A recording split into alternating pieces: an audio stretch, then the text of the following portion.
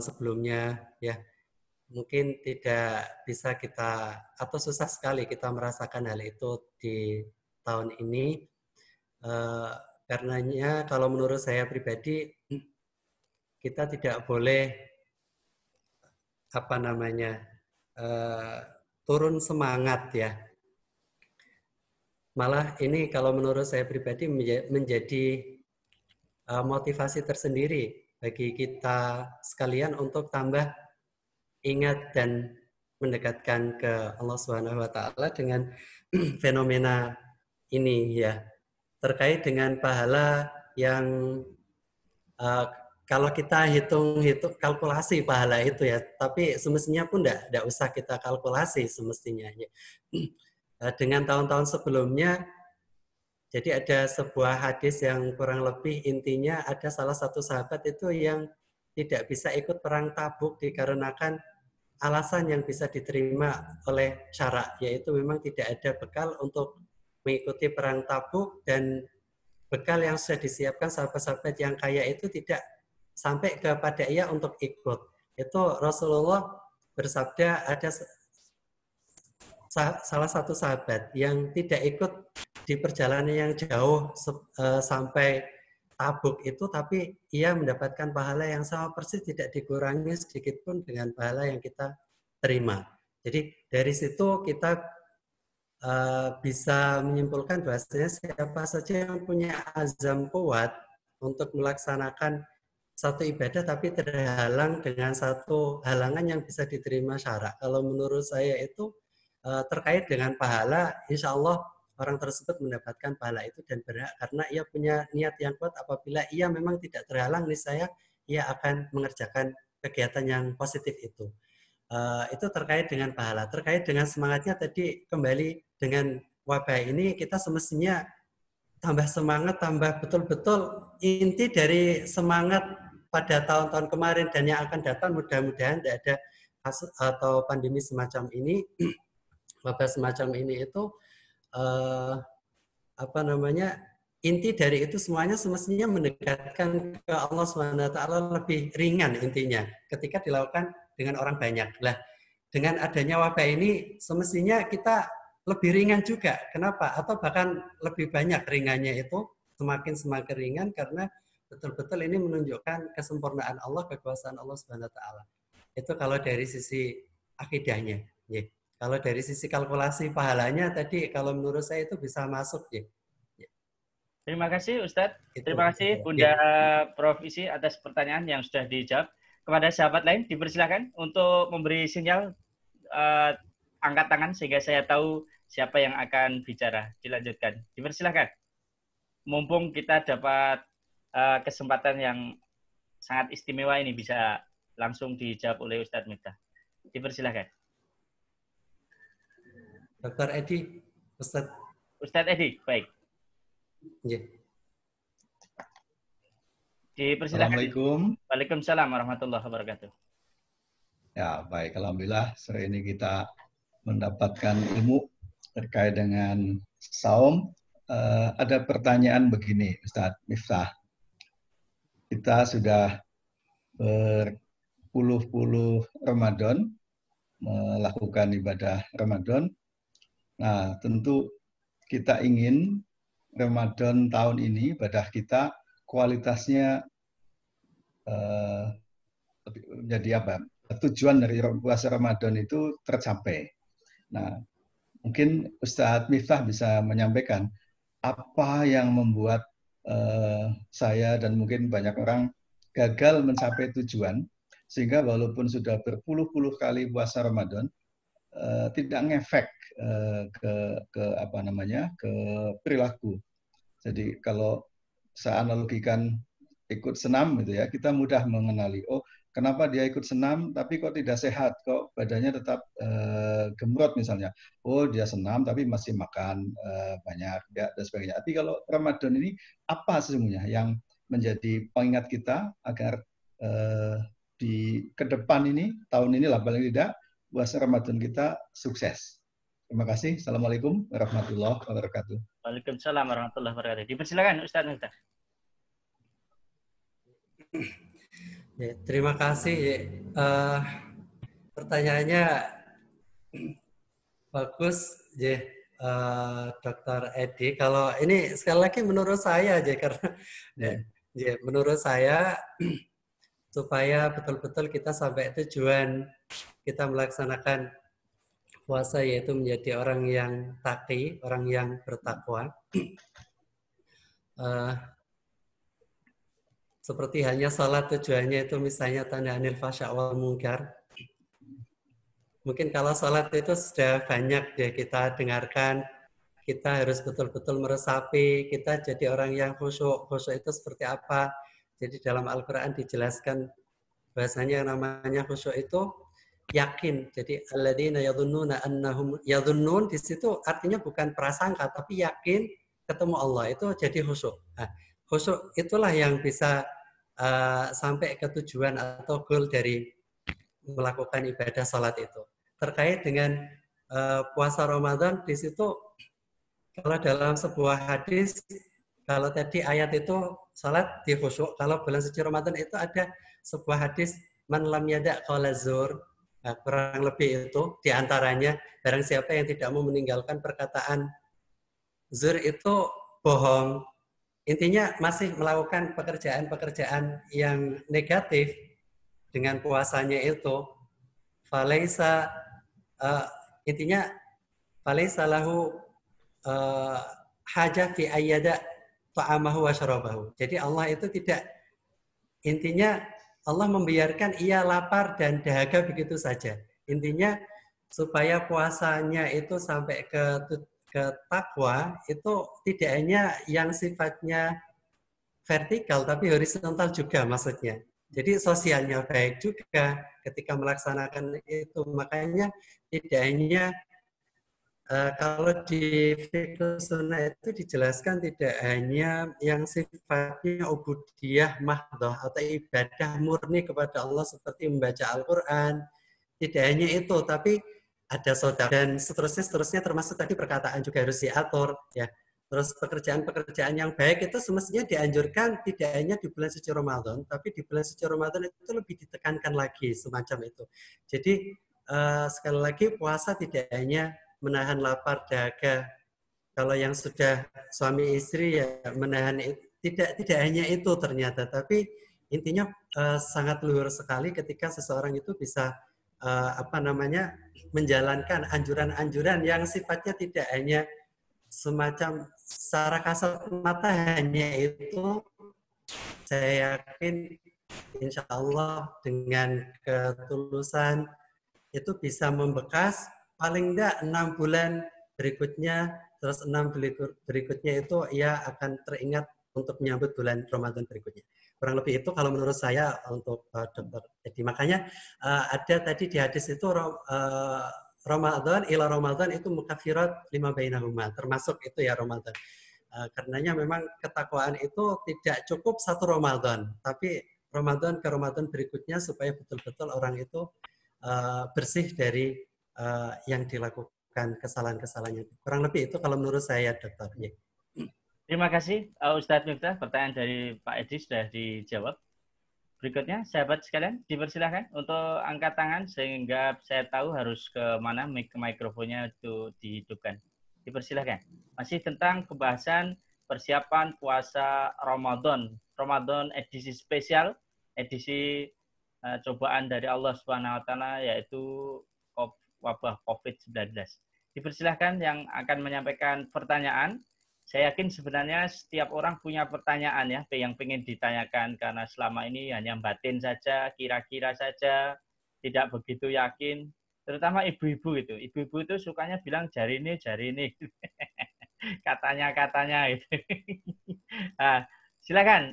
Mana tangannya yang diangkat ini? Melambai ke kamera, tolong. Ya, melambai ke kamera sehingga saya tahu. Kameranya harus dihidupkan. Kalau tidak dihidupkan, saya tidak tahu siapa yang tunjuk jari. Ya.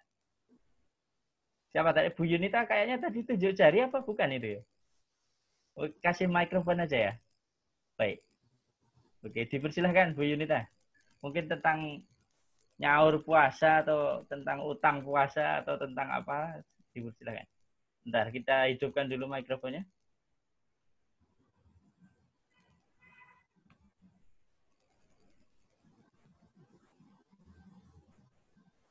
Kalau ya silakan.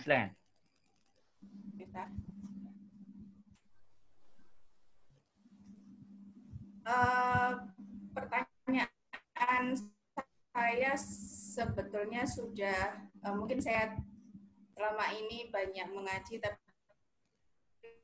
di YouTube Ustadz Rama ini tentang tadi keringanan tidak berpuasa untuk kami para wanita semasa hamil dan menyusui.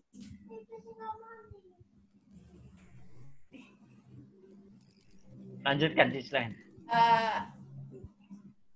Ya intinya dulu saya setahu saya pada saat puasa selama hamil atau menyusui itu hanya fidyah saja, namun tidak harus mengqadha. Tapi kemudian saya mengaji, oh ternyata harus mengqadha juga. Nah, pada waktu Ramadan kemudian datang, saya baru menyadari itu bahwa oh harus mengqadha, tapi pada saat Ramadan saat ini datang, hutang puasa saya setelah ditotal itu ternyata belum lunas terbayar semua, Ustaz.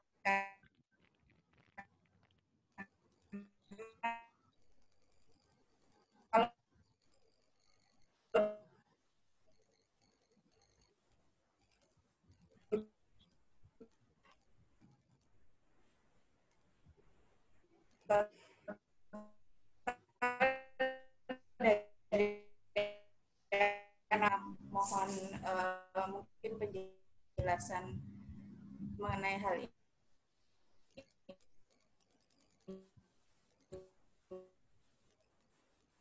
Terima kasih.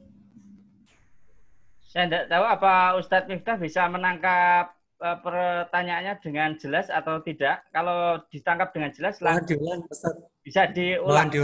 Bu Yunita bisa Yeah. diulang. Pak, bisa diperjelas, Dr. Hani? Ya, saya juga tidak dengar. Oh, Saya diulang karena terputus-putus tadi.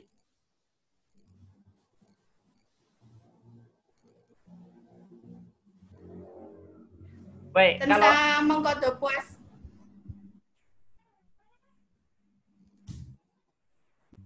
Silakan Bu.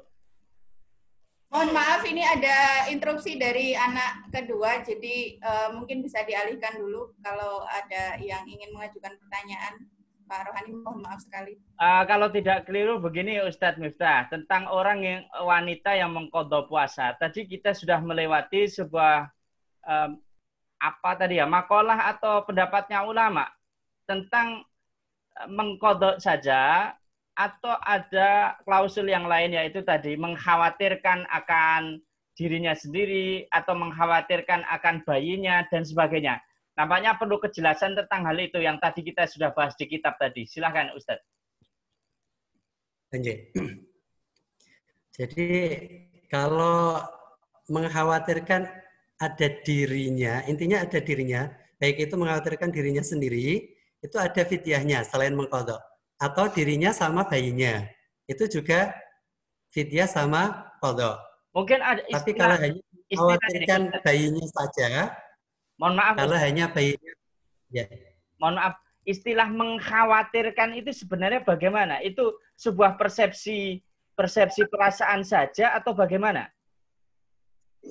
Kalau di buku itu istilah yang digunakan yaitu tadi khofat atau khofa, ya, mengkhawatirkan. Khawatir di sini terkait dengan kesehatan. Baik, diulang kesehatannya. Lagi. Bisa diulang lagi poinnya. Jadi ketika ada seorang ibu yang sedang mengandung atau menyusui dan ia ketika puasa itu mengkhawatirkan kesehatan dirinya atau kesehatan dirinya dan kandungannya atau bayi yang ia susui, ia selain mengqadha, ia membayar fidyah. Fidyahnya 1 mud ya.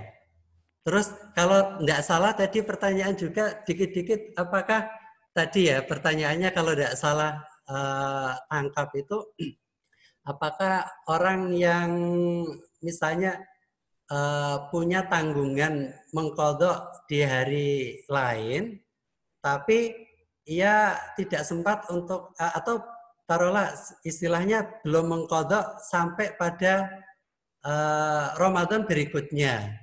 Terus itu seperti apa? Nah, boleh saya lanjutkan ya, Ustaz Rani? Ada pertanyaan itu sepertinya. Yaitu hukumnya tetap mengqadha, baik itu alasannya diterima atau tidak diterima agama tanpa ada fidyah. Ada pendapat semacam itu diantaranya Abu Hanifah. Tapi kalau Imam Syafi'i itu tidak ada fidyahnya ketika ada uzur yang diperbolehkan oleh agama. Misalnya sakit, sampai ia tidak bisa mengqadha di tahun itu, masuk tahun berikutnya. Tapi kalau alasannya itu tidak diterima oleh agama, menurut Imam Syafi'i dan Imam Ahmad, di buku ini juga dijelaskan itu, ia selain mengqadha wajib fidyah juga. Karena dianggap itu ketegaran. Minta diulang Ustadz, kalau menurut Imam Syafi'i, seorang ibu yang mengandung, kemudian ya dia ini kan dia khawatir kepada dua-duanya, baik tentang dirinya dan tentang bayinya. Menurut Imam Syafi'i, ini apa kafaratnya? Mengganti dan fidyah atau fidyah saja? Menurut Imam Syafi'i. Mengganti dan fidyah.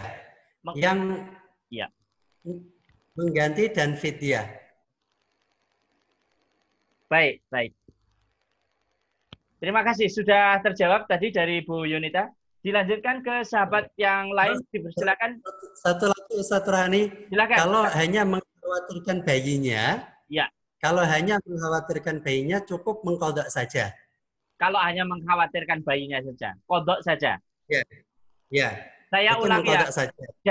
Dari Imam Madhab 4 itu, adakah salah satu yang hanya fidyah saja tanpa qadha? Oh, tidak ada, tidak. Harus mengqadha. Semuanya qadha ya. Semuanya qadha. Ya. Terus ada tambahan fidyah ketika tadi yang ditanyakan tadi.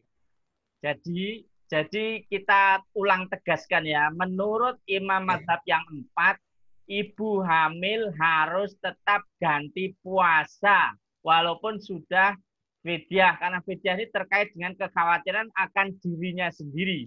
Kalau dirinya dan bayinya qadha dan fidyah, begitu ya? Ya. Baik, ya ibu-ibu kudu nyaur utang, orang itu orang nyaur. Ya. Ya, terus saya tambahkan Ustaz Rohani tadi. Silakan. Para sahabat, ya silakan.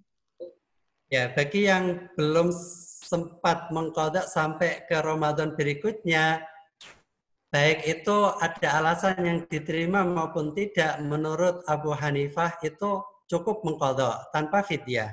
Tapi kalau menurut Imam Syafi'i, kalau alasannya diterima itu cukup qadha. Tapi kalau alasannya tidak diterima, misalnya teledor, itu mengqadha dan fidyah. Ketika sampai tahun berikutnya kok belum, ya. Kalau hamilnya terus-terusan, Ustadz, jadi tidak sempat mau puasa sudah hamil lagi, genap 5 kali. Hukumnya sama seperti sebelumnya, Ustadz Rohani. Jadi intinya ibu hamil itu seperti halnya ibu yang sedang haid atau nifas tadi. Ketika sudah selesai, ia wajib mengqadha. Baik, Thayyib. Terima kasih Ustadz. Dilanjutkan ke sahabat berikutnya. Dipersilakan yang akan menyampaikan pertanyaan untuk melambai ke kamera sehingga kita bisa berikan mikrofonnya. Dipersilakan. Pak Haji Bambang nampaknya udah terhubung sekarang mikrofonnya. Nah, mari kita coba mikrofonnya Pak Bambang bagaimana ini. Jos apa enggak ini? Silakan Pak Haji, ini sudah saya unmute. Tes Pak Haji. Ya. Assalamualaikum warahmatullahi wabarakatuh. Waalaikumsalam warahmatullahi wabarakatuh. Ya, terima kasih. Rupanya Pak Ustadz Rohani ini lirik saya terus sih. Tadi saya juga mulainya lambat karena jaringannya ini lemah kuat. Nah, alhamdulillah ini belakangan kuat.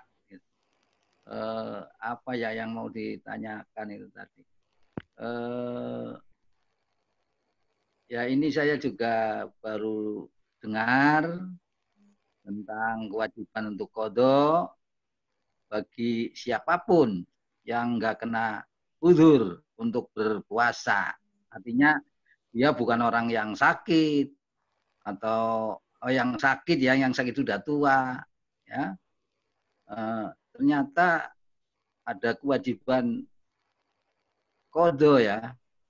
Sekalipun dia sedang menyusui atau hamil. Saya terus baru dengar ini. Ya kami kira kayak ya terima kasih atas informasinya ini. Ya atas pencerahannya. Kami kira demikian. Ya. Terima kasih Pak Ustadz Rohani. Saya terima kasih dulu belum bertanya. Terima kasih. Assalamualaikum warahmatullahi wabarakatuh. Terima kasih Ustadz Bambang. Ya Pak Haji Bambang, terima kasih sekali sudah bisa, sudah terhubung nih. Ini perjuangannya butuh 1 bulan ini audionya bisa connect gitu. Alhamdulillah Pak Haji Bambang akhirnya connect juga itu. Ustadz Miftah dan para sahabat sekalian, ini adalah bagian akhir, bisa diberikan closing Ustadz karena sebentar lagi sesi kita akan berakhir, kurang 5 menit lagi. Dipersilakan Ustadz. Terima kasih Ustadz Rohani, terima kasih Bapak Ibu sekalian yang insya Allah dirahmati Allah Subhanahu wa Ta'ala. Pada sore hari ini kita sudah melaksanakan kajian terkait dengan fikhu asyam atau fikhu puasa dalam Islam. Mudah-mudahan ada manfaatnya.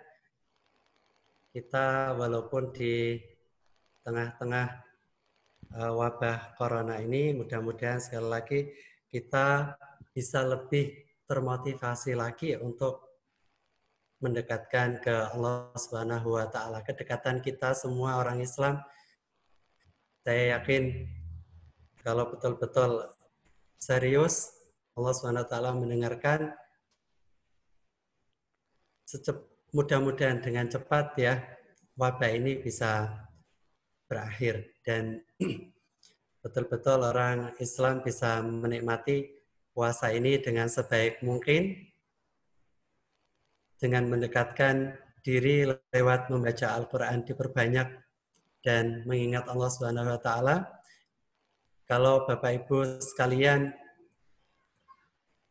mencermati Al-Quran untuk kata-kata mengingat atau zikr itu sering dibarengi dengan kata kathiran.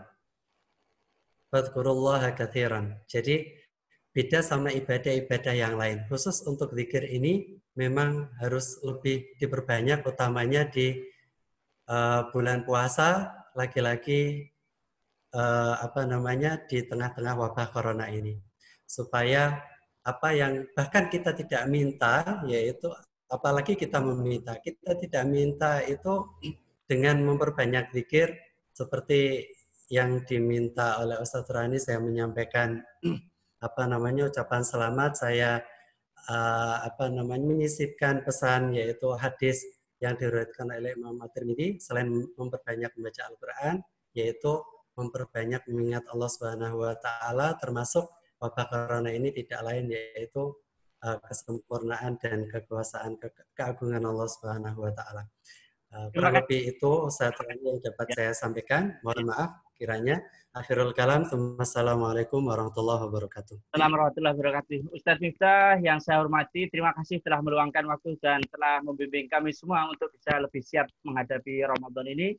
Pada para sahabat semua, atas nama Yayasan Khairul Ummah Amanah, kami menyampaikan selamat menunaikan ibadah puasa bulan suci Ramadan. Semoga Allah Ta'ala memberikan kemudahan dan menjadikan kita umat Rasulullah, hamba Allah yang bertakwa. Kita semuanya akan masuk kepada madrasah Ramadan. Semoga kita bisa yudisium dengan predikat al-muttaqun, orang-orang yang bertakwa. Walafu minkum. Assalamualaikum warahmatullahi wabarakatuh.